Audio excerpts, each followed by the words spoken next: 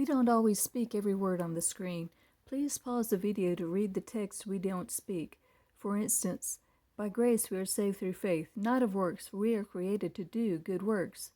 This is not an in-depth study, but we hope you are inspired to look deeper for yourselves. Applications becoming traditions. Many of the oral traditions that the Pharisees held during Jesus' time, which Jesus rebuked, were based on the scriptures the Hebrews had. The scriptures that Paul in 2 Timothy 3:16 said are divinely inspired and profitable for teaching, for conviction, for correction, for instruction in righteousness. For instance, while this is not one of Jesus' rebukes mentioned in our text, they take the scripture, "Thou shalt not boil a kid in its mother's milk," and apply it as the basis for their instruction to not eat meat and dairy together.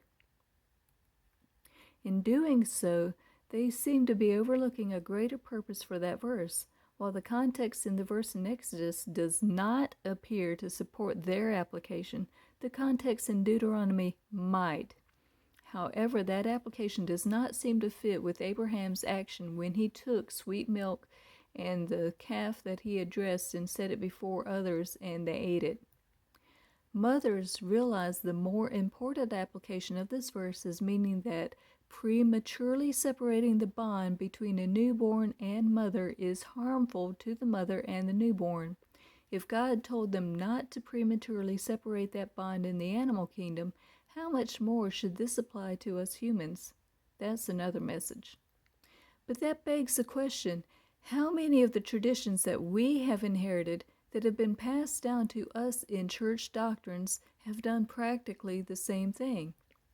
That is, taking verses out of the Bible and misapplying them to develop a doctrine that may have little, if anything, to do with the purpose that the verse is intended for. Do we conveniently forget that some of Jesus' severest rebukes were leveled at the religious people of his times?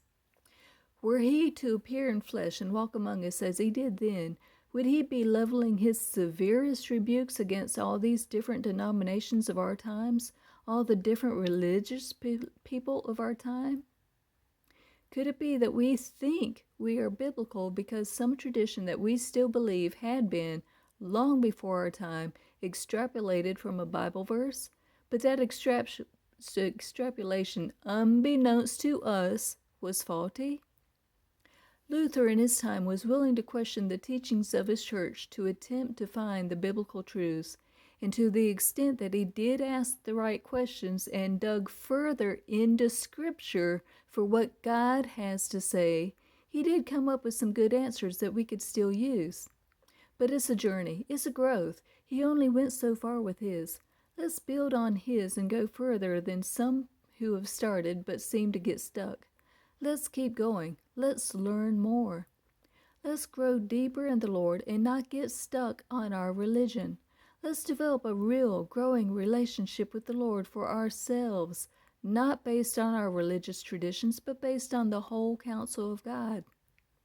I first recorded this message before 5 a.m. today. I listened to this message from Chris Reed shortly after that, which was recorded the day before. May you find the partial similarities as interesting as I did. Look for yourselves. Set aside church doctrines and teachings which may be based on faulty translations or biases of men. Think for yourselves. Hey, we're still learning and we welcome suggestions and corrections. Desire truth, seek wisdom, and love Yahweh in spirit and in truth. Be blessed. If you like this content, please check out other videos on our channel and like, subscribe, and share this message. Sources: